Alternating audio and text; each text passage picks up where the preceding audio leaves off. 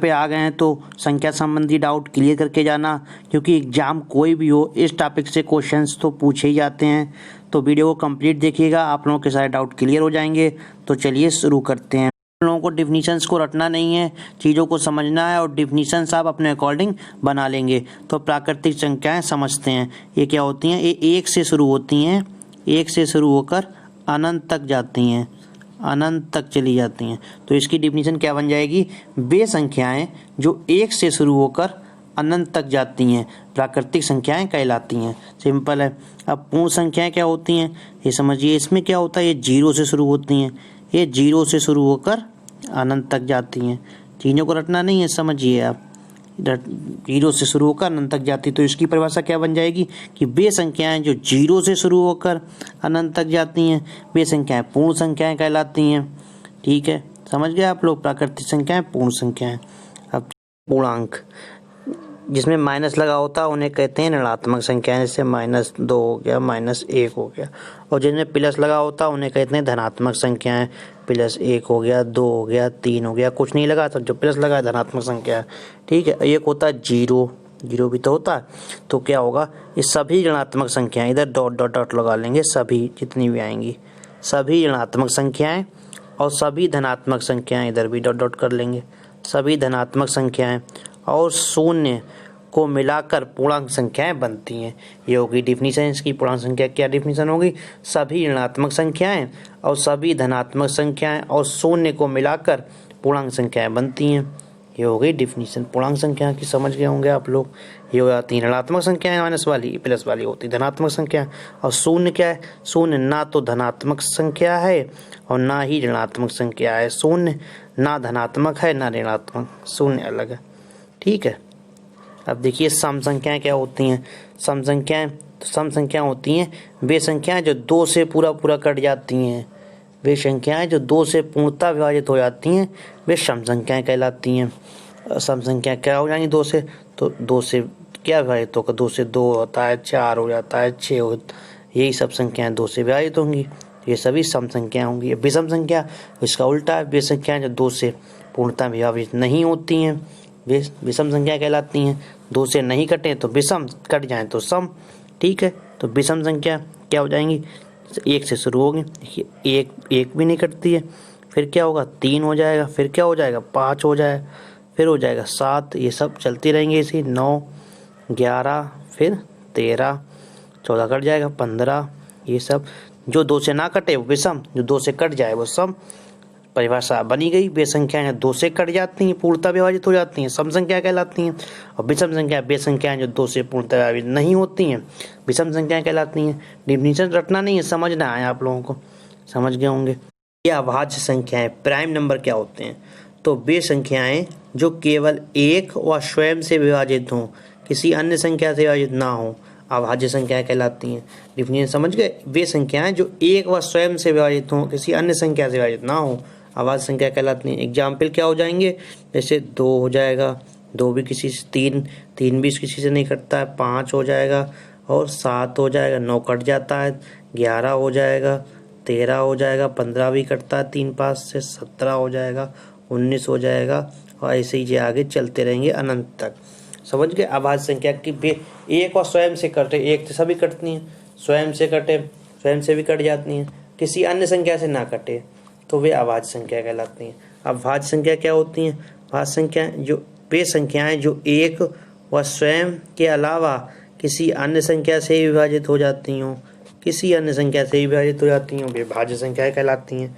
अब भाज्य संख्या कैसे कहाँ से शुरू होंगी, ये 4 से शुरू होंगी। 2, 3 तो अभाज्य होंगी, किसी अन्य से नहीं कटती हैं।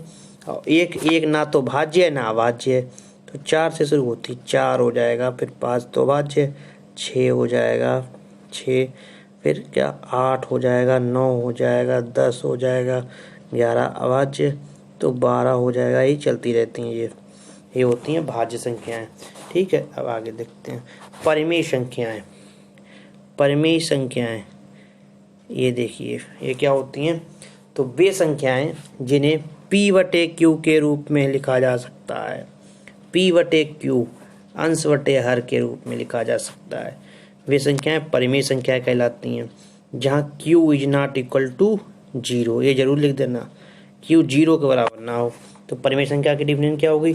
वे संख्याएं जिन्हें पी बटे क्यू के रूप में लिखा जा सकता है और क्यू बराबर नहीं है जीरो के, तो वे संख्याएं परिमेय संख्या कहलाती हैं। समझ गया? इसके एग्जाम्पल क्या होंगे?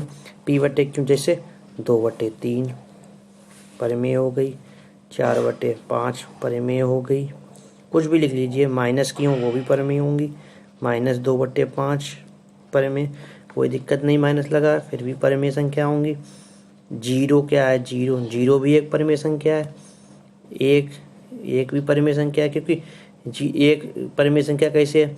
ये पी बटे क्यू के रूप में कैसे? एक के बटे में तो एक सभी के में होता है, बटे में तो सभी में होता है, ऐसे 2 लिखा है तो 2 भी परिमेय संख्या है, कि बटे 2/1 तो किसी के लिख सकते हैं, तो पी बटे क्यू के हो गया, इसलिए परिमेय संख्या हो जाएंगी। कितनी भी 2 हो गया, 3 हो गया, ये सब परिमेय संख्या है। अब दशमलव संख्या है, ये भी परिमेय संख्या हो जाती है पी बटे क्यू के। दशमलव हटाया और नीचे एक जीरो बढ़ा लेते हैं, देखो पी बटे क्यू के रूप में हो गई, तो ये भी परिमेय संख्या होती है। दशमलव संख्याएं भी परिमेय संख्या आ जाती हैं। तो समझ गए परिमेय संख्या। आप परिमेय संख्या क्या होती है? तो वे संख्याएं जिन्हें पी बटे क्यू के रूप में नहीं लिखा जा सके वे अपरिमेय संख्या कहलाती हैं। अब ये कौन कौन सी होती हैं अपरिमेय संख्याएं? तो ये देखिए, ये होती हैं √2, √2 हो जाएगा, √3 हो जाएगा, √5 हो जाएगा, √6 हो जाएगा, जिनका पूरा अंडर ना निकले, √7, √8, √9 नहीं होगा, √9 का मान तो 3 हो जाता है, और 3/1 यानी पी बटे क्यू के रूप में परिमेय संख्या हो जाएगी, √9 नहीं होगा, तो मतलब ये हो जाएंगी अपरिमेय संख्या। पी बटे क्यू के रूप में इनके मान कभी आएंगे ही नहीं। √2 का मान 1.414 ऐसे चलता रहता है, बटे में नहीं लिख सकते आप इसे, पी बटे क्यू के रूप में नहीं लिख पाते हैं, ये हो जाती हैं अपरिमेय संख्याएं। ये क्वेश्चंस लगाते हैं कुछ, इनके आंसर कमेंट कीजिए आप लोग। सबसे छोटी प्राकृतिक संख्या क्या है? प्राकृतिक संख्या क्या बताया था कि वे संख्याएं जो 1 से शुरू होकर अनंत तक जाती हैं। तो कहाँ शुरुआत हो रही? 1 से सबसे छोटी 1 हो गई। अब देखिए सबसे छोटी पूर्ण संख्या क्या है? तो पूर्ण संख्या क्या बताया था? वे संख्याएं जो 0 से शुरू होकर अनंत तक जाती हैं। तो कहाँ से शुरू हो रहा है? 0 से, तो इसका आंसर हो जाएगा 0। सबसे छोटी पूर्ण संख्या 0। अब ये क्वेश्चन देखिए, एक है अभाज्य संख्या, भाज्य संख्या, ना तो भाज्य ना अभाज्य, इनमें से कोई नहीं। तो हमने बताया था एक ना तो भाज्य है और ना ही अभाज्य है।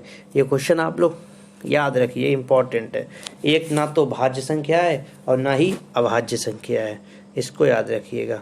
एक ना, अब देखिए ऋण पूर्णांक संख्या है, तो ऋण मतलब माइनस वाली संख्या है, पूर्णांक होनी चाहिए, ऋण हो और पूर्णांक होनी चाहिए। तो देखिए -3/5, ये तो 3/5 पूर्णांक ही नहीं है, तो ये तो हो नहीं सकता। -5 देखिए ये हो जाएगा ऋण पूर्णांक। 0 में क्या बताया था? 0 ना तो धनात्मक है ना ऋणात्मक है, तो 0 ना ऋण पूर्णांक है ना धन पूर्णांक, 0 तो नहीं होगा।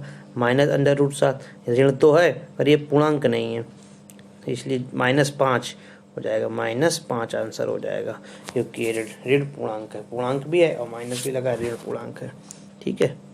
अब ये देखिए क्रमागत 2 पूर्णांकों का अंतर होता है। ये क्वेश्चन देखिए, 2 पूर्णांकों का अंतर, तो पूर्णांक क्या होते हैं? पूर्णांक हमने बताया था, कोई पूर्णांक ले लीजिए, 1, 2, 3, 4 सब पूर्णांक ही बताए थे आपको, धन पूर्णांक होते हैं, कोई भी लीजिए। तो ले लिया, मान लीजिए क्रमागत लेने हैं तो 2 और 3 ले लिए। 2 पूर्णांकों का अंतर होता है, अंतर देखो, अंतर मतलब माइनस, तो 3 में से 2 जाएगा तो 1 ही तो बचेगा, अंतर 1 ही तो आया। आप कह रहे हैं और संख्या और पूर्णांक लेते हैं, तो और कोई ले लीजिए, 5, 6 ले लीजिए, तो भी तो 6 में से 5 जाएगा, 1 ही बचेगा। तो 2 क्रमागत पूर्णांकों का अंतर सदैव 1 होगा। ऋण पूर्णांक ले लीजिए, कोई दिक्कत नहीं, पूर्णांक क्रमागत पूर्णांक होंगे तो उनका अंतर 1 ही आएगा। ठीक है, हल कर सकते हैं। किसी पूर्ण संख्या में से 0 घटाने पर प्राप्त होता है। अब देखिए 0 घटाने पर क्या प्राप्त होता है? पूर्ण संख्या क्या बताई थी? 0 से शुरू होकर अनंत तक जाती हैं। तो कोई पूर्ण संख्या ले लीजिए, मान लीजिए 2 ही ले लिया, 0 से 2 बीच में आएगा, 1, 2 सब, तो 2 में से 0 घटाने पर क्या होगा? 2 ही प्राप्त हो गया। ऐसे और ले लिया, 3 ले लिया, 3 में से 0 घटा, कोई पूर्णांक संख्या ले ली, तो क्या वही संख्या मिल रही है हमें, ऋणात्मक। किसी पूर्ण संख्या में 0 घटाने पर वही संख्या प्राप्त हो जाती है। वही संख्या प्राप्त हो जाती है।